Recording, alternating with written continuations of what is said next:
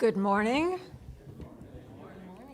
and welcome to the Unitarian Universalist Church of the Desert. I'm Bryna Blum, honored to be sharing the service leader role today with my friend and worship associate teammate, Joni Paddock. We have a husband and wife as our speakers today, so doing this in partnership with Joni just felt right.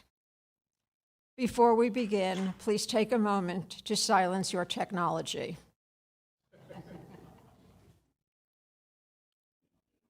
It's my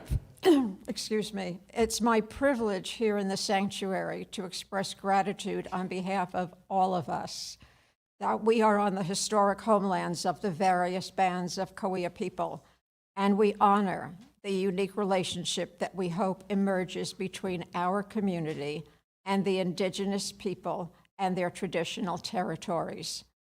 Let this acknowledgement serve as a reminder to recognize, honor, reconcile, and partner with the Cahuilla people whose lands and water we benefit from today.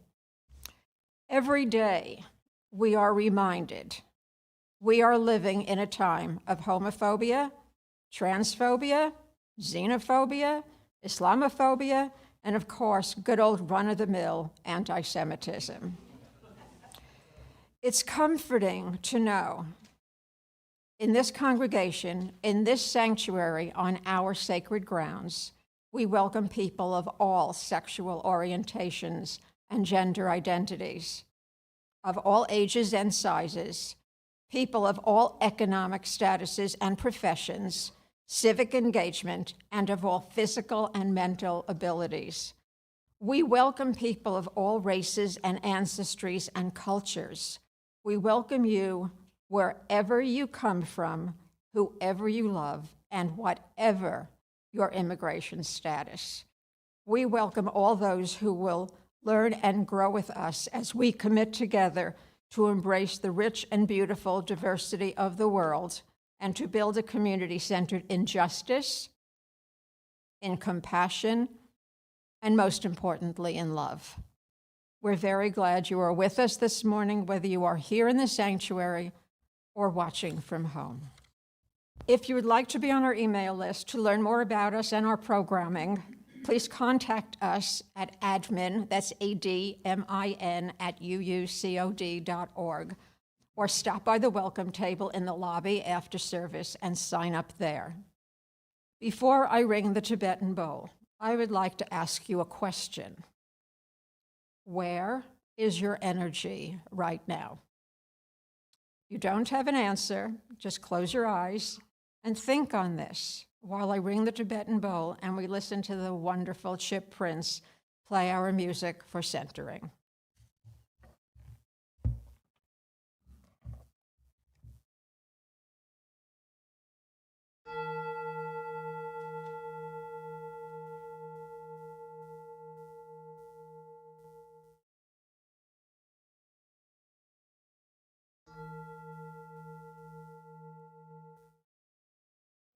This morning, please don't leave your broken heart at the door. Bring it in to the altar of life. Don't leave your anger behind.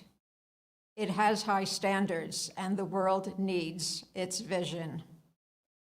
Bring them with you and your joy and your passion. Bring your loving and your courage and your conviction. Bring your need for healing and your powers to heal. There is work to do, and we have all that we need to do it right here in this room. That's where your energy should be, right here, right now. Come, let's worship together. And for our opening hymn, please rise if you are willing and able for Roberto Mendoza.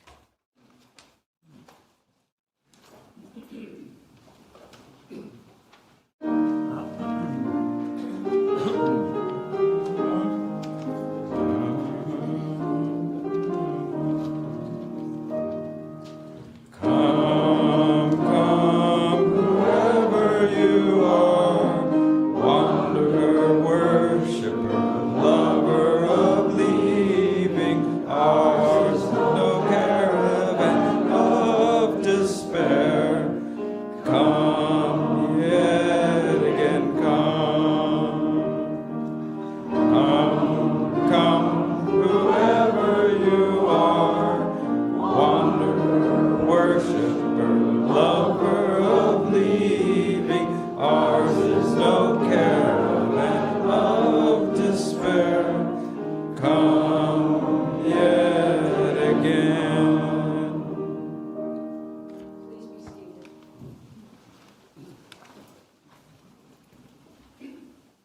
Thank you, Roberta. And now, Bryna will light the chalice to start our service.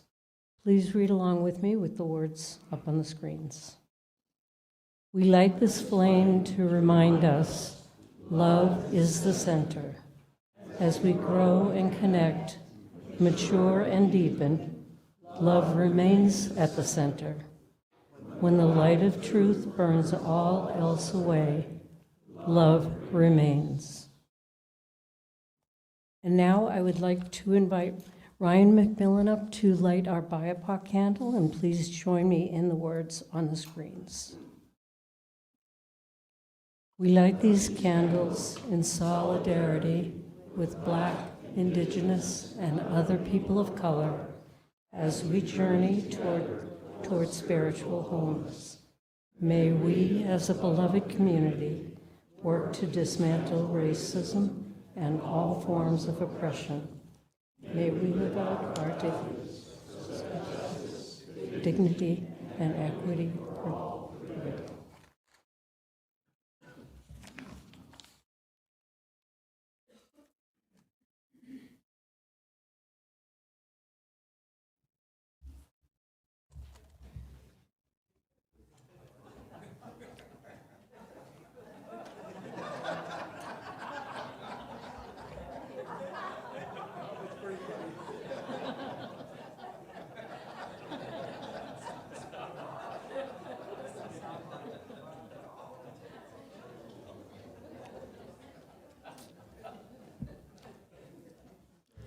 Anyone who wants to live without partying, you could leave the session.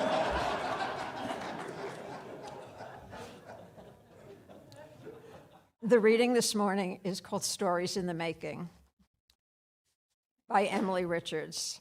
Some stories begin once upon a time or long, long ago. But other stories begin right here, right now. Those stories don't always have a clear direction. Sometimes they don't even have a clear beginning. What they do have is possibility. Those stories still in the making. They're stories that have yet to be fully written. They're stories with the potential to create change for good or for ill. We won't know how the story ends until we get there, but we can decide what words we use to write those stories. Words like hope, like kindness, like gratitude, or peace, or courage, or perseverance, or even joy. And love, above all else, love. And if somebody would be kind enough to bring me the Joys and Sorrows book, please.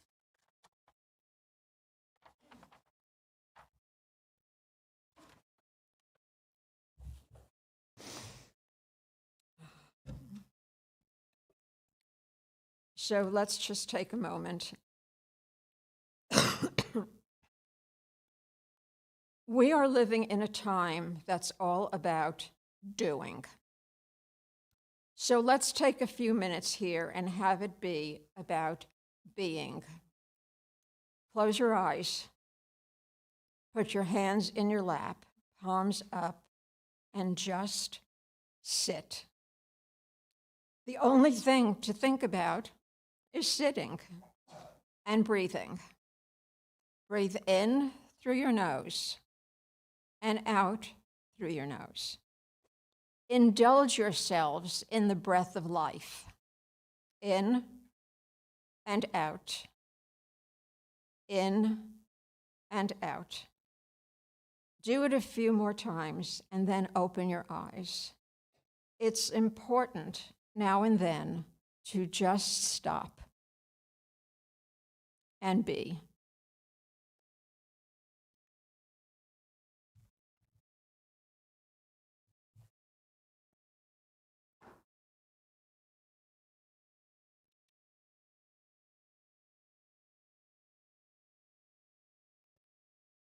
And if now you would stay seated and join in the hymns for meditation, Spirit of Life and Fuente de Amor.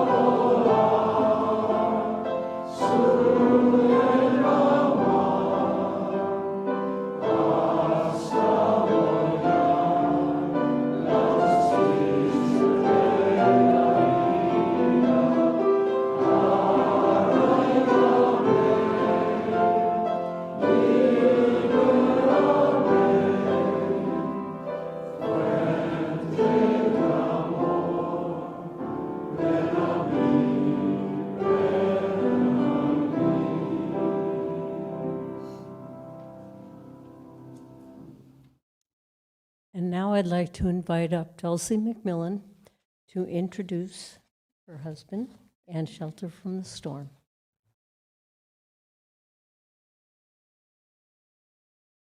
Good morning, everybody. What an honor to be here with everyone. You guys already have me crying and laughing, and it's been such an amazing experience.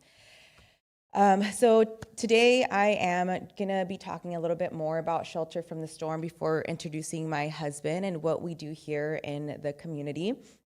So Shelter from the Storm is a domestic violence shelter, and we are proud and humbled to be actually the only domestic violence shelter here in the Coachella Valley. So what that means is that we house men, female, children. We take in families that are fleeing from an abusive home or an abusive situation. So we have an emergency shelter. However, we also offer a lot of other resources, from legal support, helping with restraining orders. We have counseling and therapy for these families, which is absolutely essential for anybody going through a circumstance or scenario like that. And we also provide food and clothing for these families. So we do so much here in the Coachella Valley.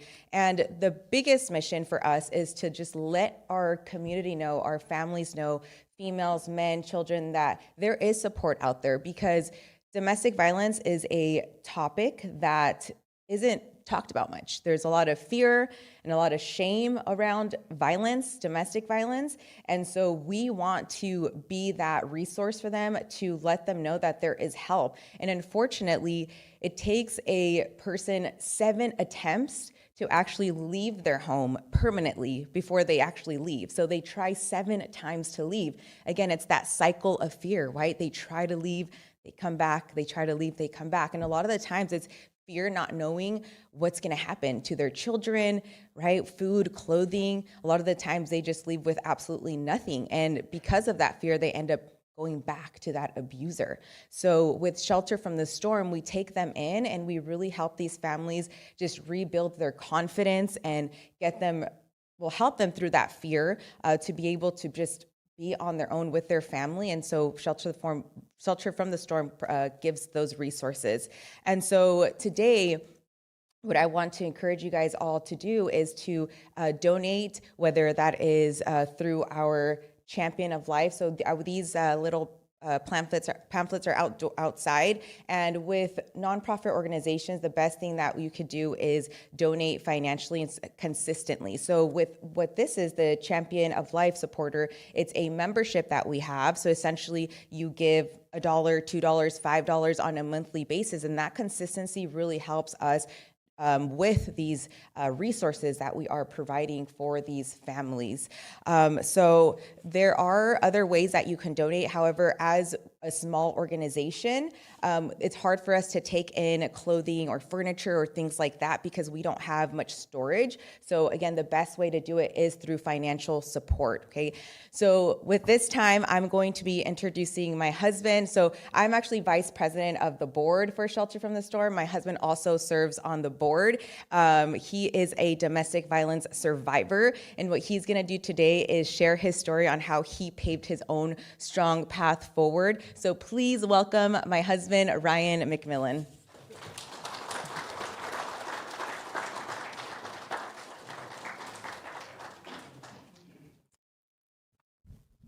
Good morning, everybody. It's been a pleasure already being here with you guys. I love your guys' energy, your guys' attitudes, and you guys have been so kind to us already, so I appreciate you guys.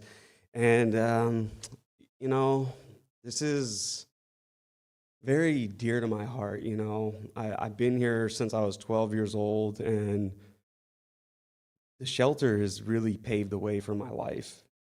I wouldn't be where I am today without the shelter and the resources, everything that it's provided over the course of my life. And I'm proud to be a board member of the shelter that saved my life. And I'm very proud to be an alumni. That's what I call myself. I say I'm an alumni of Shelter from the Storm. You know, some people are like, I graduated from this college, and I'm like, I graduated from Shelter from the Storm, and I carry that with a lot of honor and pride, and I'm proud to be a childhood domestic violence survivor.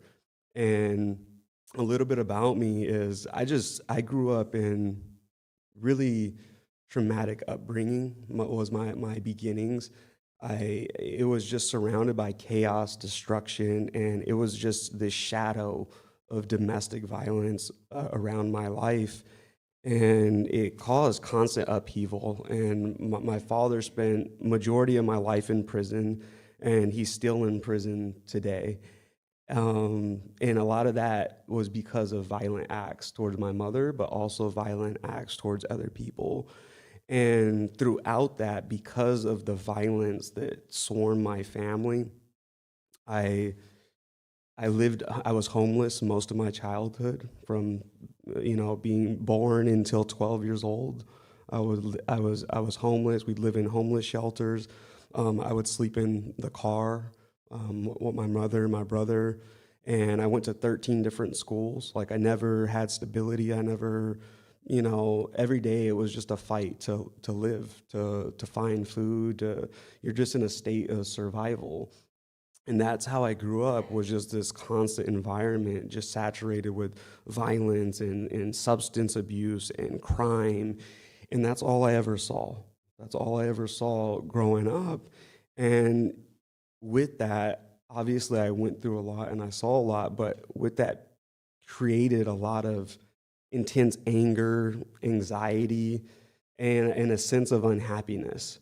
So I was just very depressed. I was anxious. I was sad. There was just a lot of emotions that came with such a chaotic upbringing.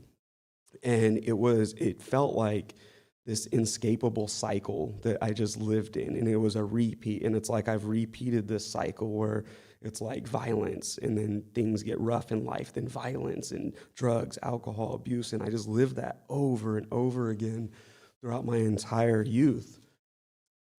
And then there was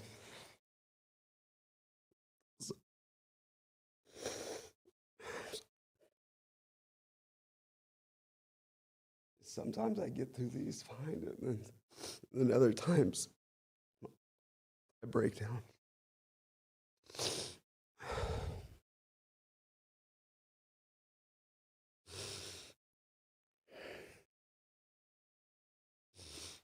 Thank you.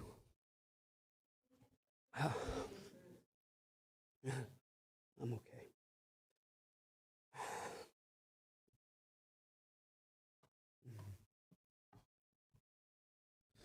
Thank you guys. I know sometimes, you know, I think a lot of the times as I'm telling a story, you guys hear a story, but in my mind, it's like you're going through a movie, and kind of like scars you have, they kind of open back up by telling that story, if that makes sense. So thank you guys for being patient. But I want to just let you guys know the turning point was when I came to the shelter from the storm. I remember when I was 12 years old, it was around Christmas time, and in the middle of the night, my mom was like, we're going to this place I heard of. I think it's gonna help us." And we lived in the car anyway. We were in the homeless shelters at the time, so it was kind of like the last hope. And she drove us out here. And I remember driving through downtown Palm Springs and the beautiful lights. And I remember just seeing how beautiful this place was, pulling in. And then I get to what back then was it's the emergency shelter. So when there's emergency situations, there's an emergency shelter, which we still have, and that's where people go. And that's a safe haven, that's a safe place. And we lived there, you know, for 6 months at that shelter as we kind of got our lives in order. And it really did a lot for us during that time. And so Shelter from the Storm was the biggest turning point in my life. And it provided not just a temporary, you know, housing solution, but it really, what I started to realize quick, even though I was a kid, I realized this was the opportunity for me. This was the moment I was given a chance here to actually have profound transformation in my life by the things that they were doing and the care that we got at the shelter. And so the first time I realized I was given the opportunity to break free from the patterns or the life or this experience that I was exposed to. And I started to realize that, you know, a lot of this stuff wasn't my fault. And I realized they were teaching me that I was raised in an environment, but also there's an opportunity where you could shift things around and take control of your own life for yourself. And they started to ingrain that into me, into my mind. And then I started to really take things serious. Like, I'm going to escape this. I'm going to do something great with my life. This isn't the world I'm going to live in. And throughout my experience, I stayed at the shelter for 6 months at the emergency shelter. And then they have what's called a transition program. And so then we transitioned into permanent housing. And we were able to live there for 2 more years. So from 12 to 15 years old, I was under the care of Shelter from the Storm. And with that, it's hard to even explain how profound and life-changing those, 2.5, 3 years were for me. And some of the things that I got, throughout that was safety. The first one was safety. Just think about that. Like growing up, I never felt safe. It was always violence. It was always drugs. It was alcohol. It was around chaos, crime, gangs, a lot of things like that. That was what I lived in. And so you're always looking over your shoulder. You're always scared of things. And for the first time, I actually felt safe. Like I actually felt safety with the people that I was around. I didn't feel like I had to run or hide. And I know like that sounds interesting, but for me, it was life-changing just to feel that safety of being around good people and knowing that I was in a safe zone. It also provided stability. So you guys got to think, like I lived in homeless shelters, went to 13 different schools. I was all over the place. And for the first time, we actually had a home. I was provided at the emergency shelter. We had a home there. And then we had our own apartment, that the shelter provided. And it allowed my mother to get a job. It allowed my mother to get on her feet, for her to get clean off of drugs. And I've never went to school that long, so I actually was able to get into school, catch back up. I was very behind when I got out here because I never was in school, but it allowed me a period where I was able to meet friends and like know that I wasn't just going to leave them. And It allowed me to get my grades in order and to start to learn and educate myself. And so the shelter was profound when it came to that. And it also provided counseling, which I didn't realize how much I needed until I found the right people. Again,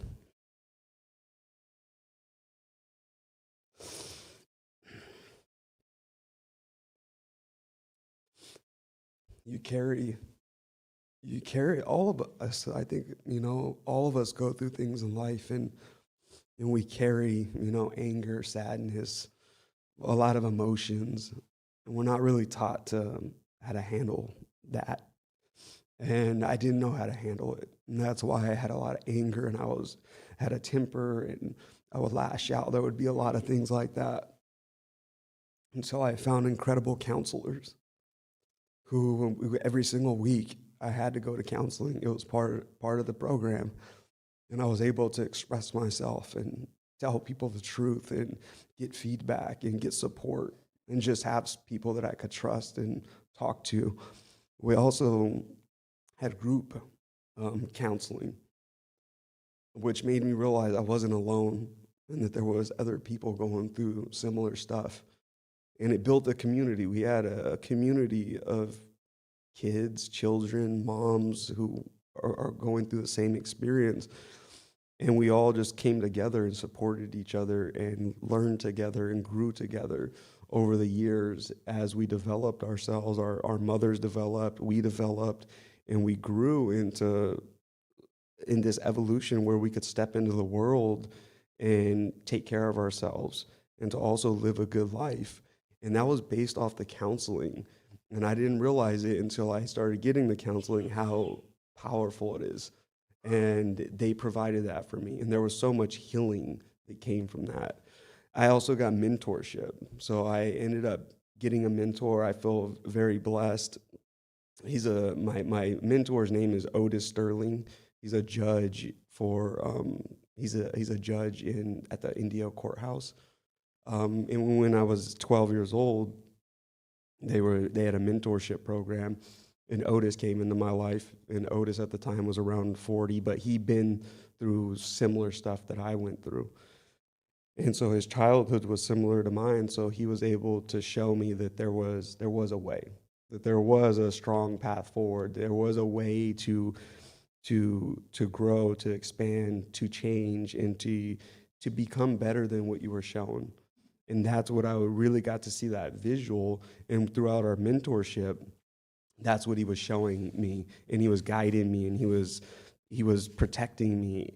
And so think like the shelter, that's why it was the turning point to my life. Because that 3-year period, it built the framework for who I was. And what I realized was someone like me, I just needed a chance. All I needed was one chance, one opportunity to become better. And the shelter was that for me. So when I look back at my life, I'm like, that was the most pivotal period of my life. And that's why I'm a board member and why I support the shelter and in any way possible, because I know the power of what it provides. And because of that, I'm a proud alumni, and I've graduated into life. And I've also been able to be very successful in life as well. I've gone on to, at this point, it laid the foundation for me breaking free from that cycle, but also going into a place that I never even imagined for myself. I didn't even know was possible. It was never even in my sight of what I can do. And I ended up building out 5 companies. So I became an entrepreneur in the fitness and wellness space. And I built Fit in 42 out in the Coachella Valley. Me and Dulce are owners of that. I built a company called Strong Republic, a personal training studio. I do also entrepreneurship, and those went on to be very successful 7-figure companies. So financially, I've been able to expand myself and do really well, but that's not even the most proud thing. I'm more proud of the other things, and that's I'm a happy person. I really am. I'm a happy person. At the end of the day, I'm a fulfilled individual. I'm a successful individual, And I wake up just in a positive state. I wake up with hope. And that's something I never thought was possible when I was younger. But through the things I learned through the shelter, I was able to achieve these things. And I'm a proud husband, a good husband, you know, and that's my wife. And, you know, she means everything to me, and I love her more than anything. That's my daughter, Elise, right there. I'm a proud father. And when I look back at my life, I look at, you know, 12, being born till 12 was just chaotic, destructive, a lot going on there. Then the pivot moment was the shelter from 12 to 15. That built the foundation of who I am today. And still, when I look back, that is the most vital period of my life, because that created who I would become. And without that, I wouldn't be where I am today. I wouldn't have a great marriage and a beautiful daughter and success and happiness and all that type of stuff. So Shelter from the Storm didn't just provide, you know, temporary housing or support. It was a life-changing experience that it evolved my whole being into something I never thought was possible. And I'm just grateful for the organization. I'm grateful for Shelter from the Storm. I'm grateful for, you know, my wife, for all the board members. But as I got a little bit older, I realized, when I started to understand how organizations work, because when you're a kid, you're not really thinking about that. You're just like, oh, there's food, and like you don't realize where it's coming from until I got older, and I realized it was people did this for me. It was the organization, but it was people. And it was people just like you. I guarantee in this room, some of you have donated to Shelter from the Storm or supported the shelter. And I realized it was my transformation. My life was backed by other people who cared for me and cared for the organization, and they used their resources to fund my journey. And so I just thank people like you. I thank you guys. It's so cool that you guys bring organizations in here. You guys support organizations, because without you guys, I wouldn't be where I am today. And I'm just grateful for anybody that lives with a loving and giving heart the way you guys do, because it's people like you that are changing the world, that are really, really helping people.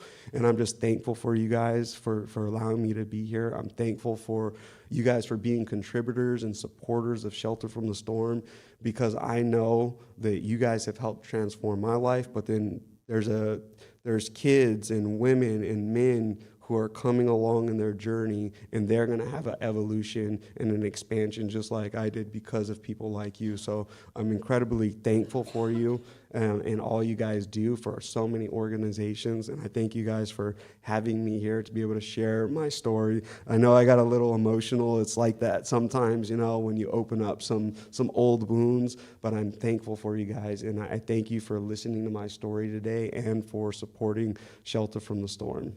I appreciate you guys. Thank you.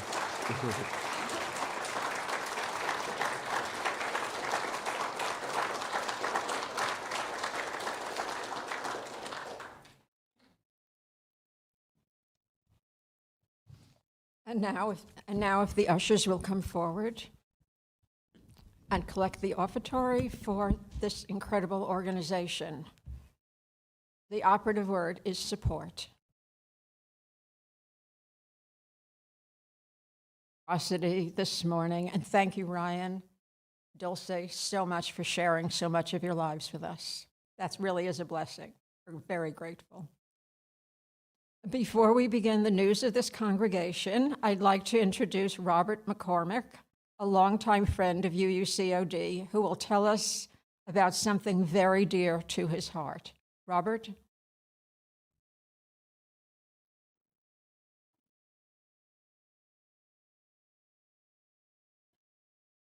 Good morning. Thank you. My story is about love. Some of you are aware that I lost my son, Rob. Tomorrow will be the second anniversary of his death. And anyway, Rob and I were very close. There were always those Christmas cards. Christmas cards, birthday cards, Father's Day cards, and he wrote extensive notes on each card. He used every bit of space that was there. And then, of course, the letters from Afghanistan, our texting back and forth.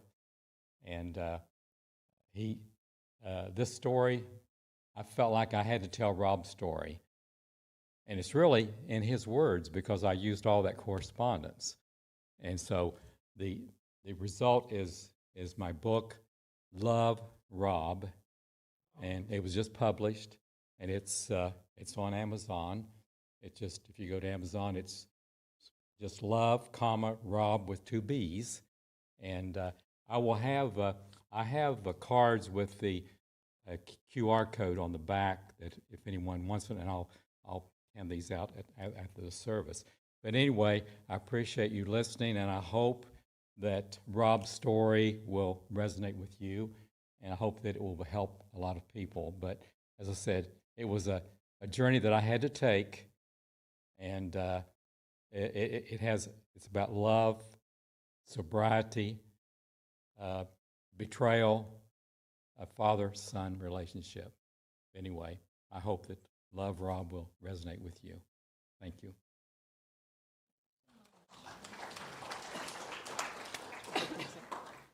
I just wanted to add, I'm halfway through the book, and it's such a compelling story, and you watch this young man as he grows. It's well worth reading.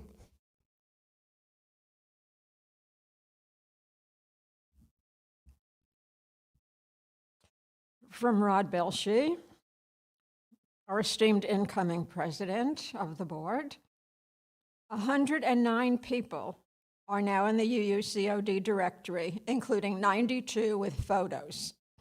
It is now easy to look up someone you talked with and can't remember their name. Go on. Okay. We should always add honest, too. We are. So stop by the Breeze Help Desk during coffee hour and join us. From Denise Jansen Eager, and I had to share this because it was so funny when I read it yesterday. From Denise Jansen Eager, the Social Justice Committee would like to announce we have no announcements today. From Healthy Aging, Alzheimer's and dementia are cruel diseases. They rob you of your mind, your identity, and your ability to perform even the simplest tasks, and the time, energy, lives, and finances of those you care about most.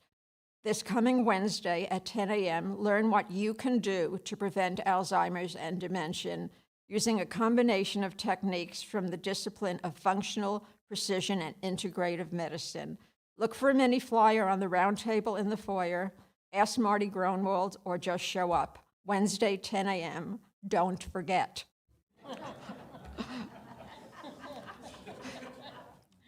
I have nothing to add to that. Join Reverend Ian this coming Thursday at 1 p.m. on Zoom as we explore ways to better understand and support our trans neighbors and kin in this difficult time. We will watch and discuss Responding to the Anti-Trans Movement course created by the Transforming Hearts Collective. It's a repeat of the class held yesterday. The Zoom link will be sent out on Wednesday. Our wonderful, wonderful pianist, Chip Prince, has something to share.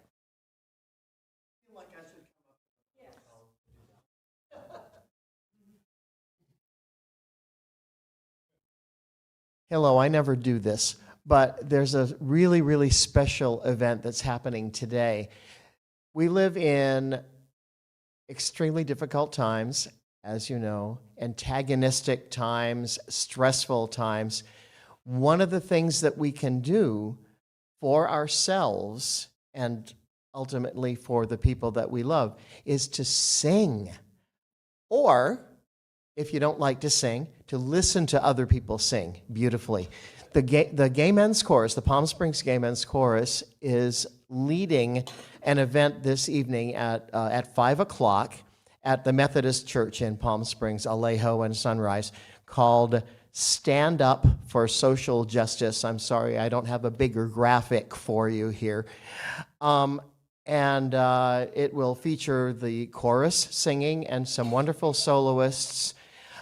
People like, just in case you know the names, Jenny Carey and Joel Brown and Jesse Martin and other soloists as well, and opportunities for group singing. We Shall Overcome and Holly Near's wonderful song, Singing for Our Lives. And it's free. It is absolutely free. 5 o'clock this evening at the Methodist Church, the United Methodist Church, Alejo and Sunrise in Palm Springs. We'd love to see some of you there. Oh, and I'll be at the piano. Normally it would be Joel Baker, but I get to stand in for him. So if you like that, then come and feel strength and strengthening from the power of music. Thank you.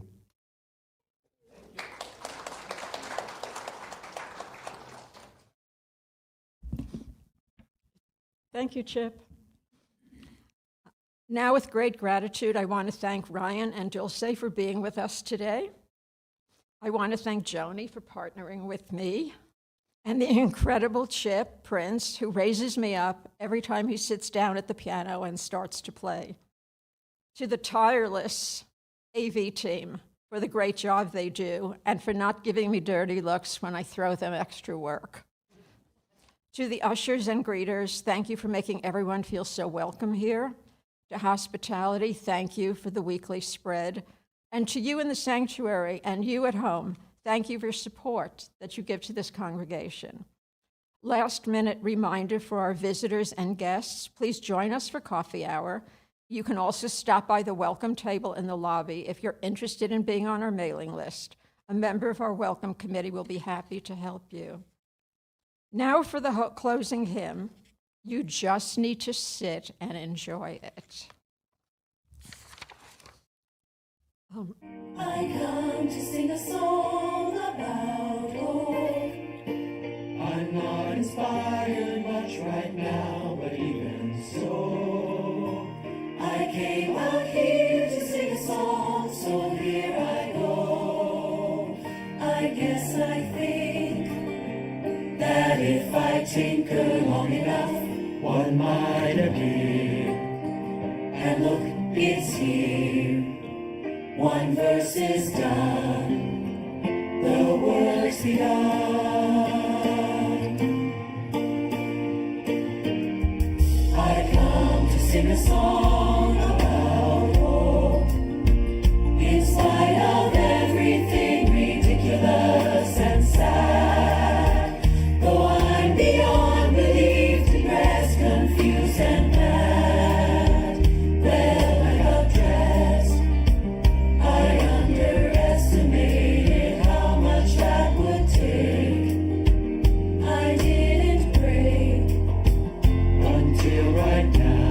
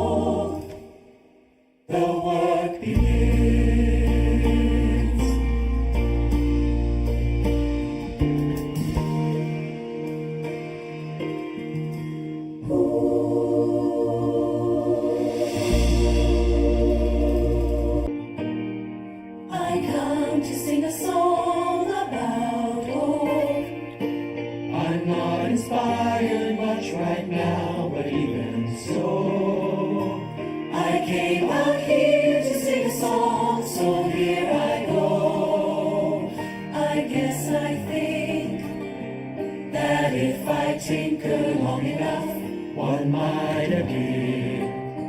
And look, it's here. One verse is done, the work's begun.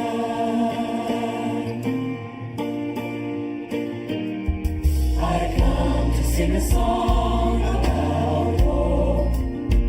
In spite of everything ridiculous and sad, though I'm beyond belief, depressed, confused, and mad, well, I got dressed.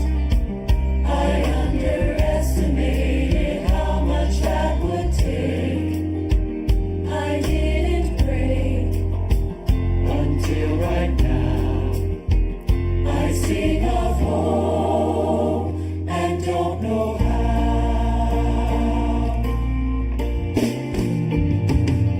So maybe I can substitute strength because I'm strong. I'm strong enough.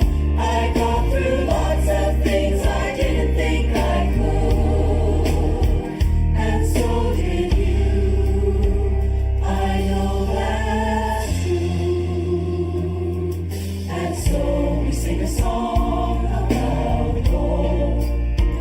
Though I can't guarantee there's something real behind it, I have to try to show the children I can find it.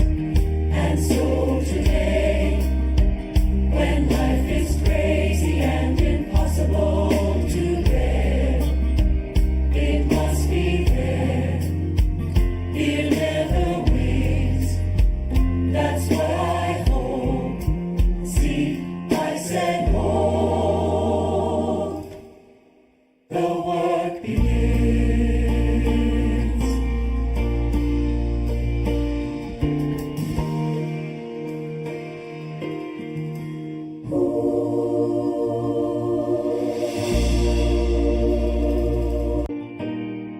I come to sing a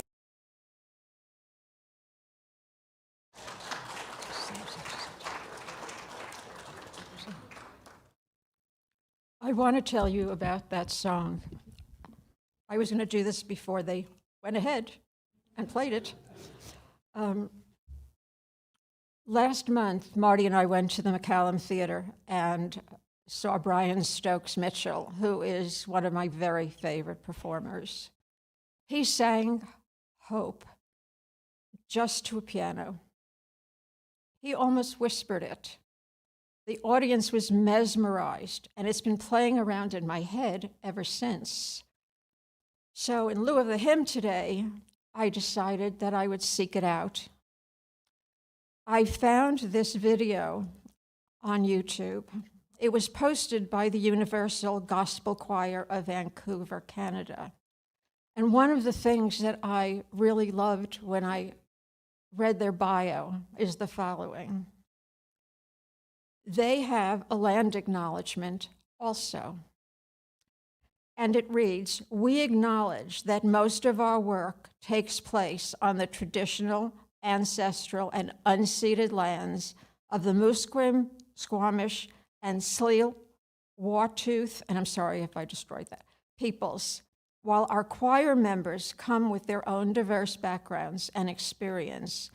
The majority of us are uninvited guests on this land. We carry that knowledge with us, acknowledge its importance, and let it inform our work and our art." I thought that was relevant to who we are here at UUCOD.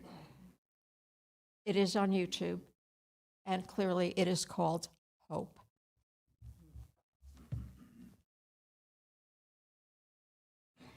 That was a perfect way to end our service, Bryna. Thank you for finding it, you and Marty. And now, as Bryna extinguishes our chalice, let the gentle glow of this flame stay with you when you leave this sacred place. Please join me with the words on the screens. We extinguish this flame to remind us love is the center. As we explore and rest, engage and heal, love remains at the center. when we can all see as cold ashes, love remains.